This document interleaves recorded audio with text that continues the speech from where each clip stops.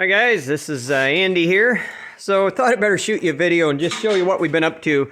It's been just crazy busy around here. One job after another. So Wiggles here is sitting on this bucket. We just got done. I gotta do, I'm gonna grind this up. Got a little weld hanging through, but this bucket, the ears were bent out on it by about an inch. We had to heat and straighten them, welded gussets in, and then welded and rebored both sets of holes because, of course, nothing was true on it anymore besides the holes being hammered out oversized. So anyway, this one's basically done other than a little touch-up with the grind and break down the gear.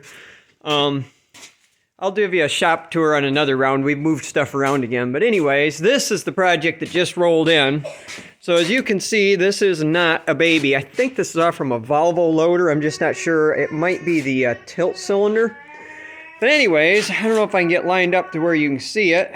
But they pressed a new bushing in, and I'll get behind it there.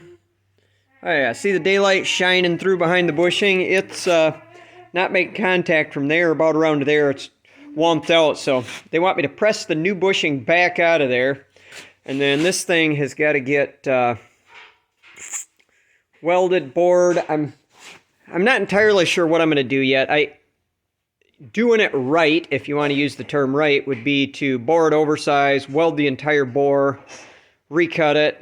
Depending on what it looks like, I may do just some light filler weld on just the section that's worn and get it back to the boring mill and run it back around. But it's always it's a toss-up as to which of those is better. The problem with that is you got to get really accurately picking up the remainder of the old bore, and you don't know if it's going to warp it slightly out of round. Now on this, it wouldn't be the end of the world if it did, because it's a bronze bushing, so it can handle a little bit of out around on the hole, but we'll see. If I have to, cut it oversized, weld the whole bore, obviously there's more time in it, and more time means more money, and I'm always trying to balance, the outcome with, the return on investment, I guess is how I'd put it for the customer. Like, I want to get them a good fix that's going to last as long as the original without spending any more time or money than we absolutely have to. So that's where I'll have to see what it looks like when I knock the bushing out.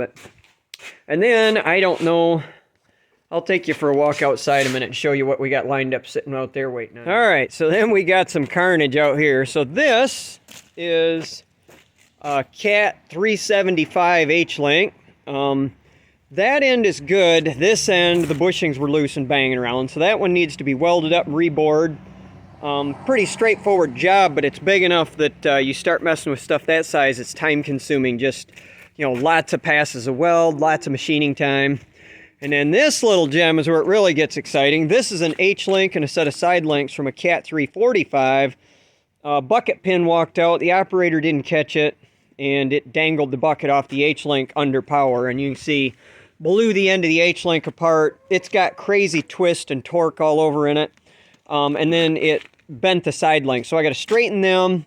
And this has got what, as far as I can tell, is a non-factory fix before, where somebody did some stunt where they hammered some bushings in there. I'm going to knock those out, weld it up, bore it back to factory size. But my plan is to cut this right off from here, air arc it loose, straighten it out as well as I can, and then true everything up, weld the end back on, and then completely weld and rebore all four bores. That's how we'll really get it back true. Like, I'm not even going to try to get all the twist out of it, all the torque. I'm just going to get it back to roughly the size and shape that it started at, and then bore it on the correct centers, square to itself again. So anyways, you can see we are not bored around here. So, well, we are. We're boring, but you know what I mean.